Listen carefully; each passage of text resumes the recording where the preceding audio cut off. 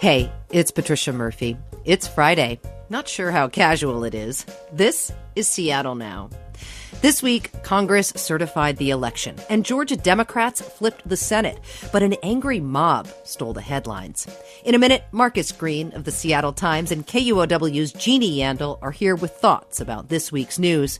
First, let's get you caught up. Most of Washington's congressional delegation wants President Trump removed from office after he riled up a group of his supporters to take over the U.S. Capitol on Wednesday. All 7 Democratic representatives and both of our state senators are now calling for President Trump to go, either by the 25th Amendment or another impeachment. So far, there's no support for the idea from the state's Republican Congress members. The plan for light rail to West Seattle and Ballard just got a lot more expensive. Sound Transit said yesterday the costs are up 50%, or $4 billion more than they planned. Officials say that's mostly due to ballooning real estate and construction costs. The agency will meet later this month to figure out how to deliver the service they promised voters with less money. They'll also hire a consultant to review how they come up with their estimates. And a Seattle school board member is stepping down and asking for outside help to fix what she calls a broken system. Eden Mack resigned on Thursday and said overcrowding, underfunding, and a dysfunctional culture are failing Seattle students and families. She said the all-volunteer school board was being asked to do an impossible job in solving it, and that it was time for an intervention from state education officials. It's the latest turnover at the district. Superintendent Denise Juneau gave her notice last month. Yikes. What a week. Just a few days ago, a lot of people thought Bean Dad was a big deal and that Ken Jennings was canceled from Jeopardy! One of those things might still be true. And Georgia, Senate victory for the Democrats. History. Remember that? Perspective is everything. The Capitol building in Washington, D.C. was overtaken by violent supporters of President Trump Wednesday, operating on the false narrative of a stolen election. Just a heads up, this is a breaking news situation and things may change. So remember, we recorded this at 1 p.m. on Thursday. Marcus Green is here. He's a columnist for the Seattle Times and founder of the South Seattle Emerald. Marcus, this week was a long year. Yeah, you talk about easing into 2021. My goodness. Yeah, it's a lot. Welcome to our Friday show. Jeannie Yandel is here as well. She's co-host of the podcast Battle Tactics for Your Sexist Workplace.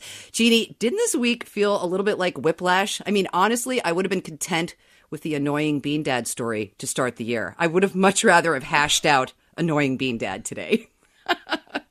Earlier this week, I actually messaged Caroline, your producer, and I said, I hope we don't have to talk about Bean Dad, and I would love if we were talking about Bean Dad right now. Yeah. I can't believe that that's where I am.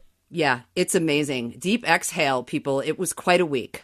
President Trump and several Republican members of Congress spent weeks peddling this false narrative about a stolen election. They primed the pump until a mob of Trump supporters stormed the Capitol building and got inside, breaking up the vote to certify the election of Joe Biden and Kamala Harris. And they got inside with shocking ease. Marcus, the visuals of this were unreal. My heart was pounding yesterday. What were you doing?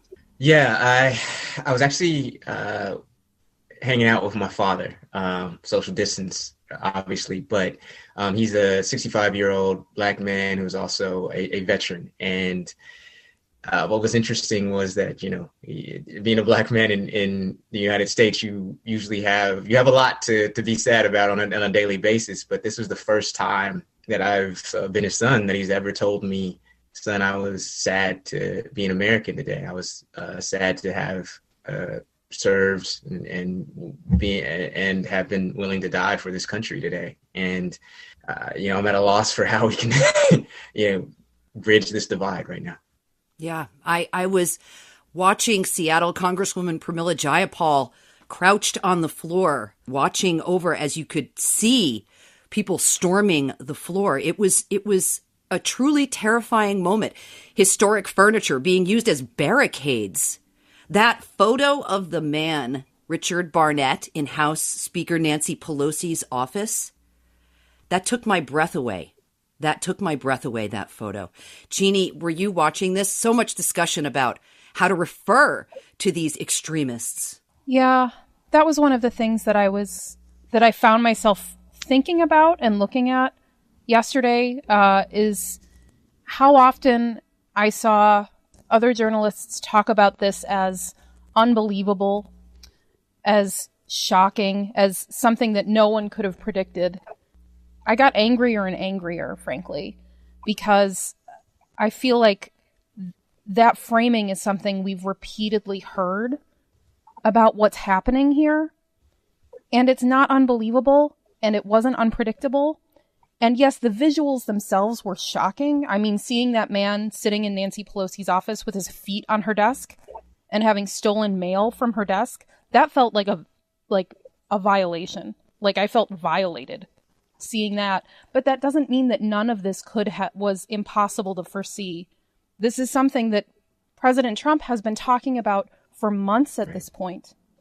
This is something that his followers have been talking about for months at this point. I mean, at some point, we've got to be able to detect a pattern here, right? Isn't that part of our job? That's the thing that I went to sleep thinking about. It's the thing I woke up with this morning. And I'm just not sure what to do with it, to be honest with you. And I think this just goes to show, right, that we, quite frankly, I'll say it, I think we need more conflict in this country. And I don't mean the primal conflict like that we saw idiotically displayed on Wednesday, but I mean conflict in the sense of the ideology and the narrative and what we want this country to be. And, you know, after the 2016 election, after the 2020 election, it was the same narrative. We still need to listen to folks who don't necessarily, agree with the equitable society is basically what the narrative was. And it's like, no, I mean, we need to continue to fight and move forward for the society we really wish to be and live in. And we shouldn't pretend, right? Otherwise, we shouldn't pretend that, intolerance is something that we should continuously engage in. When we do, we've seen what happens. We had our own similar, smaller trespassing party in Olympia at the governor's mansion this week as well. Marcus, did you see that standoff at Inslee's mansion? Eventually, they backed off. But I got to say, some of those people seem pretty surprised to be on the other side of that fence. Yeah, I mean, I think it was one of those things where it was, this one seemed very poorly planned. And, it seemed, I mean, if not for some of the seriousness, right? I mean, it seemed almost, it would seem almost comical, right? And I think it just goes to show you, right, how inane much of this activity is, unfortunately. Let's not be fooled, though, by the clownishness of some of this behavior, because what's behind it is very frightening. And I wonder where we go from here. What is the path we're laying for the future? I hope you don't expect us to have an answer to that. Although I will just say that I thought that, Marcus, the piece that you wrote about being really honest about this country's history, talking honestly about why we would get to a place like this, and that what we saw this week was not an isolated incident, as a form of reparations. Right. That to me felt like one of the best ways forward that I could think of. Yeah, I mean, I wholeheartedly agree. I think, and look, I mean, you can certainly justifiably make the case that the reparations that Germany paid to the Jewish people after the Holocaust was extremely insufficient for what had been done, obviously. But one of the things that was a part of that package was a national memory of a commitment to never forget, right? Here, it seems in America, right, we remember nothing and forget everything. And because of that, we continue to have these patterns reemerge over and over. There, just this week, there was an Illinois congresswoman who cited Hitler in a speech about something he had gotten right about youth. And it's like, how is that okay in 2021? How is that okay in any time, right? And, the fact that people feel free to do such things and say such things, in this country, right? I mean, that just shows you how far we haven't come and how far we need to go, and how we continue to live in this paradox, right? Where some people believe that we are still a white supremacist nation, and other people believe that we should be a nation for everyone, right? And that is right. A conflict ultimately that we are going to have to settle in some form or fashion. And how much should people in power be held accountable for perpetuating the lies being laid out right now? I feel like we should also point out that there's not just one type of accountability, right? Like, yes, there's certainly a kind of legal and I guess prosecutorial accountability that we should be seeing. You know, if the New York Times could get the guy who broke into Nancy Pelosi's office to speak on the record, I would certainly expect law enforcement to be able to track that person down. That's like a kind of accountability for sure. But then I would also very much like to see people in power who, with the best of intentions, say things like, this is not who we are. I would like to see a kind of accountability for that framing of what's happening here too. Because, Marcus, you articulated this exactly right. There is a central conflict we've got here. And it's about who we are as a nation and how some of us get to rewrite our own history all the time with ourselves in the center as the hero, and how others don't. And if we don't deal with that, we're never, ever going to move forward.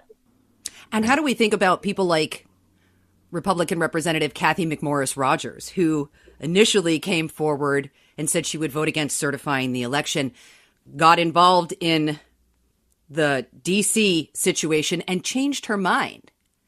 You know, perspective is everything, like I said in the beginning, but what does this even mean after what she has said? Yeah, I mean, there's a part of me that is like, all you did was the right thing, and you should have done that quite some time. Shouldn't have Lots of times to have your come to Jesus moment along the way here. The thing that I wondered about is whether Cathy McMorris Rodgers had any awkward or difficult conversations with her colleagues in the House of Representatives who were still planning to try and challenge this vote count. Because more than 100 of them went ahead and did that anyway, even after the Capitol was invaded, essentially.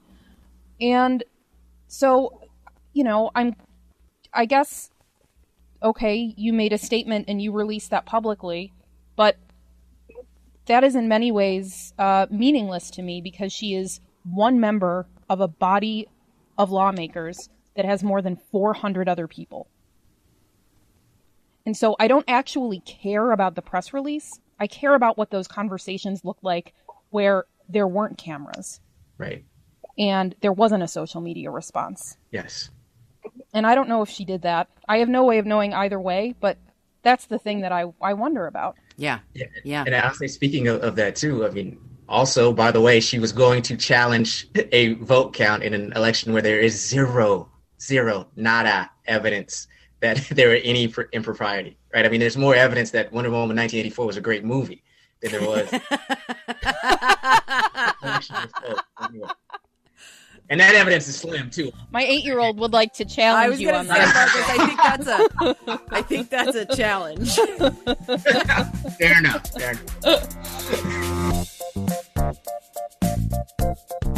All right, that's our show. Thanks again to my guests, Marcus Green. He's a columnist for the Seattle Times and founder of the South Seattle Emerald. Read his great column this week in the Seattle Times about reparations. And Jeannie Yandel. She's a co-host of the podcast Battle Tactics for Your Sexist Workplace. Check it out. Thanks, you two. Thank you. Thank you. Thanks for listening to Seattle Now. The show is produced by Caroline Chamberlain Gomez, Clare McGrane, and Jason Pagano. Matt Jorgensen does our music. I'm Patricia Murphy.